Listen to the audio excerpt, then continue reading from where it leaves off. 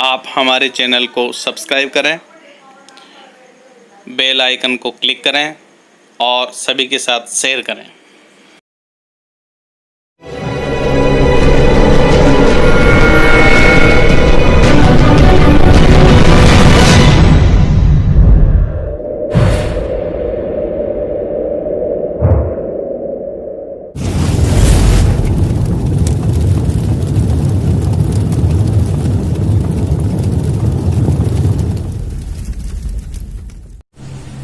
नमस्ते, maths class में आप सबका स्वागत है। आज अपन प्रश्नावली 5 जो बोर्ड पैटर्न से ले रहे हैं, जिसका अंक बार 3 है और बोर्ड के पेपर में क्वेश्चन नंबर 17 पर ही आएगा। इसमें कुछ चीजें हमें याद रखनी है, वो मैं आपको बता रहा हूँ। पहले नंबर पर समांतर श्रेणी का ये मानक रूप आपको ध्यान रखना है।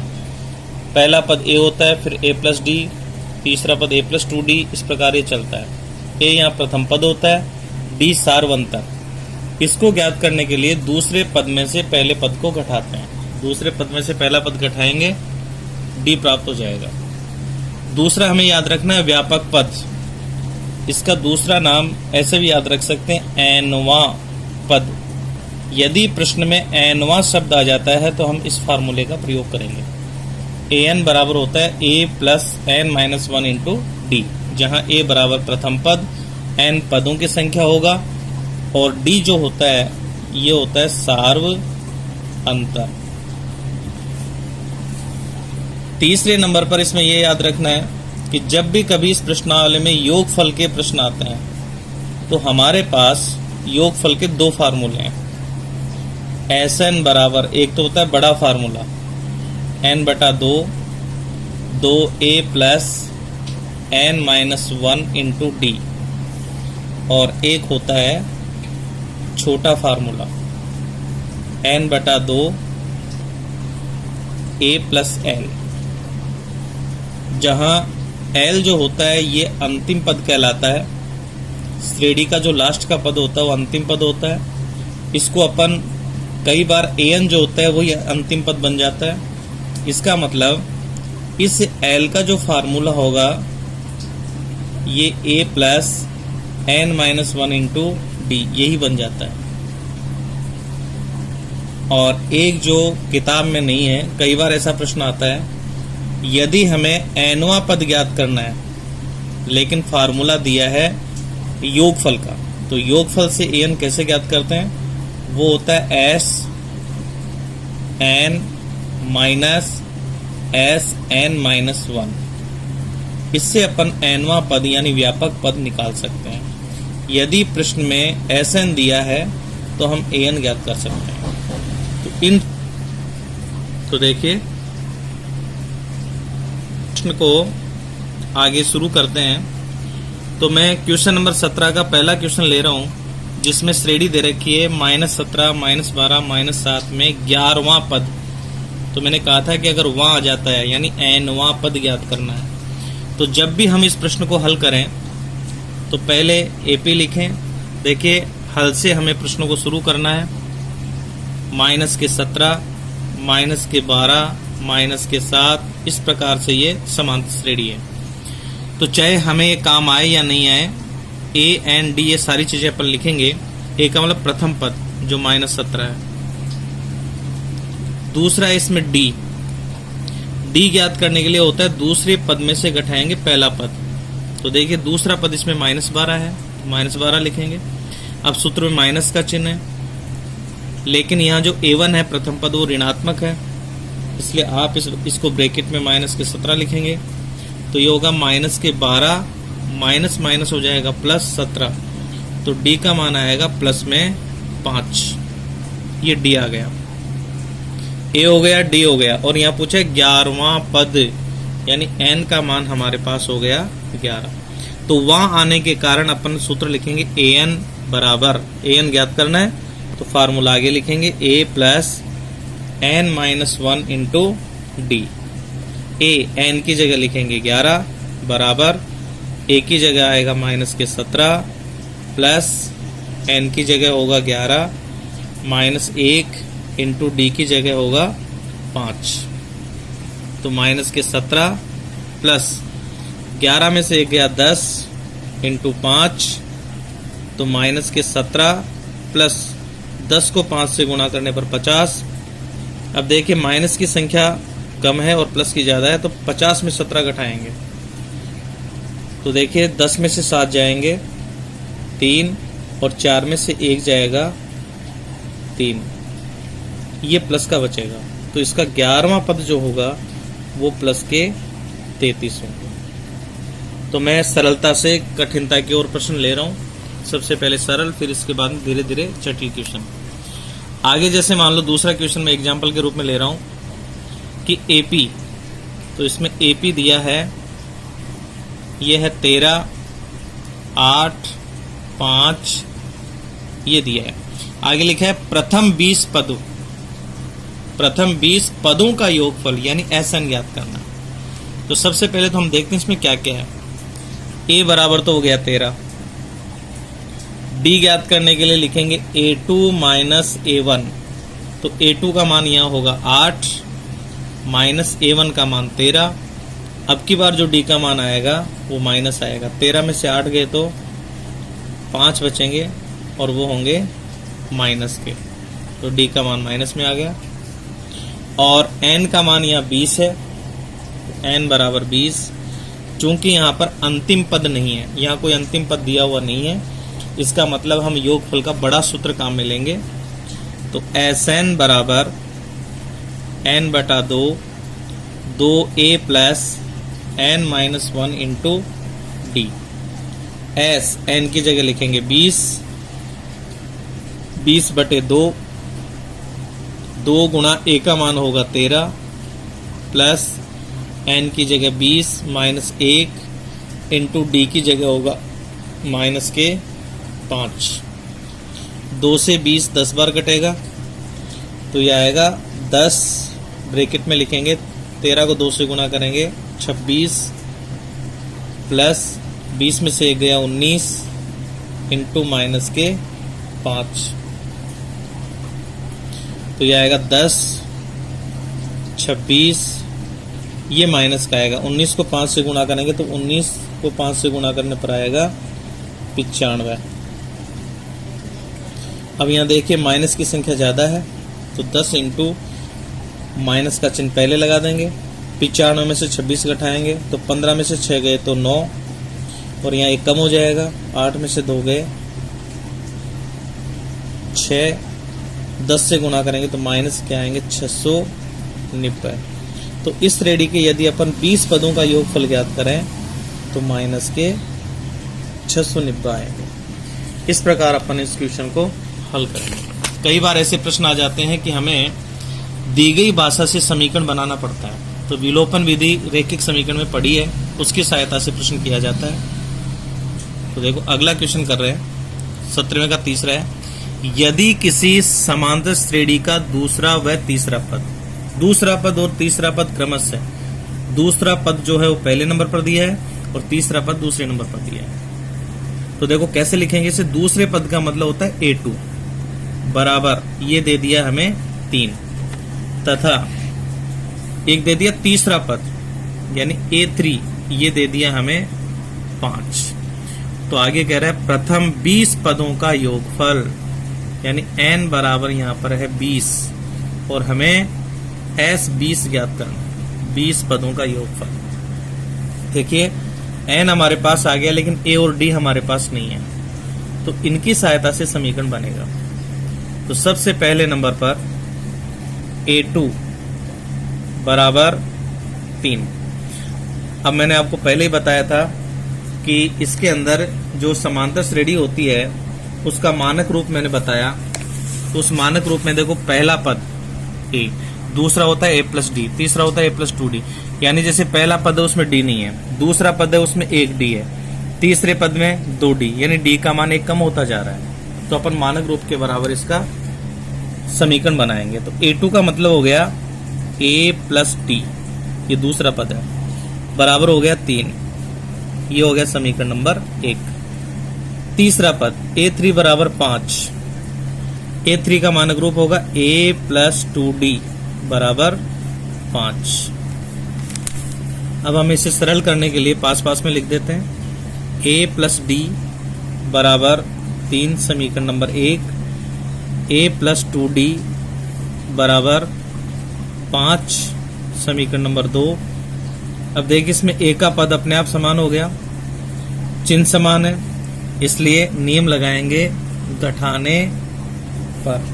घटाने पर देखो नीचे के पदों के चिन्ह बदलते हैं, तो ये माइनस हो जाएगा, ये माइनस हो जाएगा, यहाँ प्लस है तो ये माइनस होगा, ये कट जाएगा, प्लस और माइनस की संख्या समान है। 2d में से d जाएगा तो माइनस के d बचेंगे, माइनस के 5 में से 3 जाएगा तो माइनस के 2 बचेंगे, तो ये माइनस माइनस हो जाएगा प्लस, तो d का मान हमारे पास 2 आ गया। अब ये जो d का मान है d बराबर 2 किसी भी समीकरण में रख देंगे, यानी समीकरण 1 में रखने पर।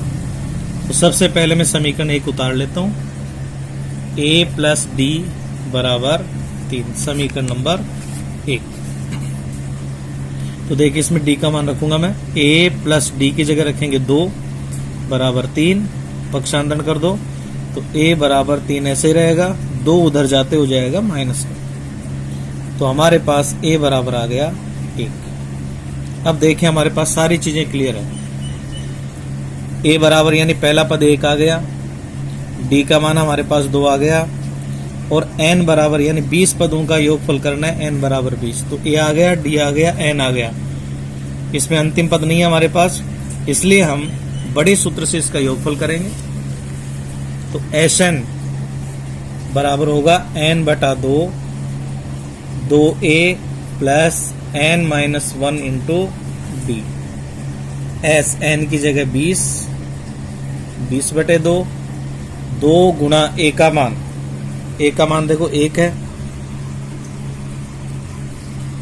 प्लस n की जगह 20 माइनस 1 इंटू डी का मान आया था 2, 2 से 20 कटेगा 10 बार, तो यह आएगा 10, 2 एकम 2, प्लस 20 में से गए 19 इंटू 2, तो यह आएगा 10, 2 प्लस 19 को 2 से गुणा करेंगे 38, तो 10 गुणा 38 और 2 हो गए 40, तो गुणा करने से आएगा 400। इसका मतलब इस श्रेणी के 20 पदों का योगफल 400। इस प्रकार अपन इन प्रश्नों को हल करें। इसी क्रम में देखो आगे लेते हैं अपन क्वेश्चन नंबर 17, जो बोर्ड में 3 नंबर का आता है। इसमें दिया है क्वेश्चन, यदि समांतर श्रेणी के प्रथम n पदों का योगफल, आप इसको मोस्ट मान करके समझें क्योंकि कई बार इसमें गलतियां हो जाती हैं। देखो n पदों का योगफल दिया है, योगफल को लिखते हैं n पदों का योगफल, यानी हमें क्या दिया है, यहां हमें दिया है Sn और ये दिया है 4n माइनस n स्क्वायर। ये हो गया समीकरण नंबर 1। 10वां पद ज्ञात कीजिए, यानी हमें a10 निकालना है। तो जब तक हमारे पास प्रथम पद सार्वंतर नहीं आ जाता तब तक अपन 10वां पद ज्ञात नहीं कर सकते। तो इसके लिए देखो मैं बता दूं आपको कि हमें s वाले फार्मूले से, जो मैंने यहां बताया था, an ज्ञात करने का फार्मूला होता है Sn माइनस Sn माइनस 1। ये मैंने पहले आपको बताया था, ये फार्मूला Sn माइनस 1। जैसे मान लो आपको 9वां पद ज्ञात करना है, तो यहाँ 9 आएगा Sn और यहाँ पर एक कम होकर के 8 आएगा, तो S9 में से S8 घटाएंगे तो A9 प्राप्त हो जाएगा। ये 9 प्राप्त हो सकता है। तो देखिए यहाँ पर अपन लिखेंगे 10वां पद ज्ञात करने के लिए सबसे पहले देखो अपन निकालेंगे n बराबर 1 रखने पर, तो यह आएगा S1 बराबर 4 गुणा n की जगह 1 माइनस 1 का होल स्क्वायर, तो 4 एकम 4 माइनस 1 यानी 3। यहाँ हमें यह ध्यान रखना है कि जो S1 होता है वही A1 होता है, यानी S1 जो होगा वही A1, यानी पहला पद इसका 3 होगा। अब निकालेंगे n बराबर 2 रख करके, 2 रखने से हमें मिलेगा S2, तो S2 का मान क्या आएगा यहाँ 4 गुणा n की जगह 2 माइनस n की जगह 2 का होल घात 2। तो 4 दूनी 8 माइनस 2 दूनी 4, 8 में से 4 गए तो 4, ये आ गया S2। अब देखिए सबसे पहले हमें पहला पद चाहिए, तो A1 मैंने यहाँ बता दिया, S1 जो होता है वही A1 होता है, तो ये आ गया। अब हमें निकालना है S2, तो ध्यान देना यहाँ ऊपर सूत्र बताया था मैंने। जैसे मान लो अपने को निकालना है A2, तो ये होगा S2 माइनस S, 2 में से 1 जाएगा तो 1, S2 में से S1 घटाएंगे तो A2 आ जाएगा। तो S2 क्या होगा, अपन निकालेंगे A2, तो A2 का मान होगा S2 माइनस S1। तो देखिए S2 का मान हमारे पास आया 4 माइनस S1 का मान आ गया 3। दोबारा देखो S2 का मान 4 और S1 का मान 3, तो A2 4 में से 3 घटाएंगे तो यह आएगा 1। तो देखिए हमारे पास A2 आ गया और A1 हमारे पास था ही पहले A1। तो अब अपन D ज्ञात कर सकते हैं, तो D होता है A2 माइनस A1। A2 का मान 1 है माइनस A1 का मान आया था 3, तो D बराबर होगा माइनस के 2। अब देखिए अब हमारे पास सारी चीजें आ गई, तो सारी चीजें कौन कौन सी आ गई। 10वां पद ज्ञात करना है, पहला पद आ गया हमारे पास, D आ गया, और n का मतलब है कि हमें 10वां पद ज्ञात करना है। तो 10वां पद यदि हमें ज्ञात करना है तो हम 10वां पद आराम से इसमें निकाल सकते हैं। तो देखिए मैं यहां लिख रहा हूं, पहला पद हमारे को यहां मिल गया 3 और D का मान यहां हमें अभी गणना करने पर मिला माइनस के 2, D का मान आ गया माइनस के 2, और n बराबर यानी हमें ज्ञात करना है इसमें 10वां पद, n बराबर हो गया 10, तो 10वां पद यानी an ज्ञात करना है। तो a plus n minus 1 into D, ये फार्मूला लिखेंगे, तो ये हो गया 10वां पद। a का मान हो जाएगा 3 प्लस n की जगह लिखेंगे 10 माइनस 1 इंटू डी की जगह लिखेंगे माइनस के 2, तो ये हो जाएगा 3 प्लस 10 में से गया 9 इंटू माइनस के 2, तो ये हो गया 3 प्लस 9 को 2 से गुणा करेंगे तो ये आएगा माइनस के 18, यानी ये हो जाएगा 3 प्लस माइनस माइनस होगा 18, माइनस के 18 में से 3 जाएंगे तो माइनस के बचेंगे 15। ये इसका 10वां पद होगा। ये थोड़ा सा अलग हट करके क्वेश्चन है, इसलिए आप इसको 1-2 बार देख करके समझें, आराम से आप कर पाएंगे। ऐसे ही देखो इसका 5वां क्वेश्चन मैं ले रहा हूं एग्जांपल के लिए। इसमें हमें श्रेणी बनानी होती है क्योंकि इसमें शर्तें दी हुई होती है। तो देखो एक तो इसमें अंकों की सीमा है 2 और 101 के मध्य, यानी जब भी हम इस प्रश्न को हल करेंगे तो श्रेणी होगी 2 से लेकर 101 के बीच। लेकिन दूसरी शर्त है 5 से विभाजित भाज्य संख्या होनी चाहिए। इन सभी प्राकृत संख्याओं का हमें योगफल ज्ञात करना है। तो देखो ये 2 भागों में हल होगा। सबसे पहले तो देखो हम इसका एपी बनाएंगे। 2 से 101 के बीच में वो संख्या ले हो जो 5 से विभाजित हो। तो देखो बनाने का तरीका बता रहा हूं मैं आपको। 2 के बाद में देखो 5 आएगा जो 5 से विभाजित होगी, फिर 10, फिर 15, और चाहे तो अपन इसका अंतिम पद भी ले सकते हैं। लास्ट में 101 है, 101 में 5 का भाग नहीं जाता लेकिन 100 में जाता है, तो 5 से 100 के बीच ये श्रेणी बनेगी। इसको अपन ये समाप्त हो गया तो इसको अंतिम पद an बराबर l लिख सकते हैं। तो देखिए हमारे पास अब क्या क्या आ गया।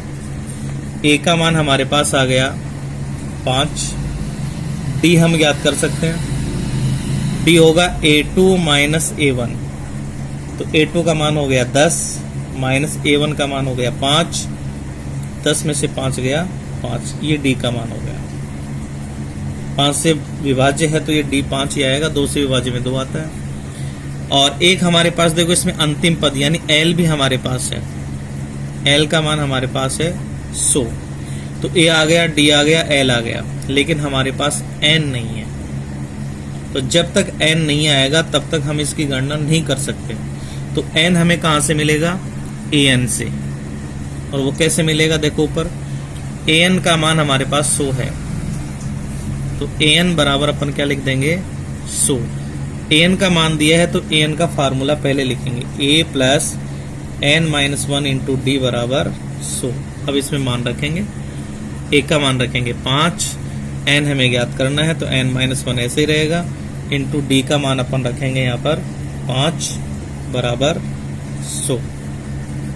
तो यह आएगा 5 प्लस 5 से एन गुणा होगा तो 5n, माइनस 1 से भी 5 गुणा होगा तो माइनस के 5 बराबर आएगा 100। माइनस 5 से प्लस 5 कट जाएगा तो 5n बराबर होगा 100 या n बराबर होगा 100/5। तो n का मान हमारे पास आएगा 20। यहां मैं आपको एक बात क्लियर कर दूं, n का मान हमेशा धनात्मक पूर्णांक होता है। अगर n का मान ऋणात्मक आ गया तो हम समझेंगे कि वो पद उस श्रेणी का नहीं है। और पूर्णांक आएगा, कभी भी बटे में कोई n का मान नहीं होता है। तो हमारे पास n आ गया। अब हमारे पास सारे मान हैं। तो देखें, यहां मैं आपको एक याद दिला दूं कि हमारे पास अंतिम पद भी आ रहा है, a भी आ रहा है, d भी आ रहा है, n भी आ रहा है। तो हम इसमें फार्मूला छोटा वाला यूज कर सकते हैं क्योंकि l का मान हमें दिया है।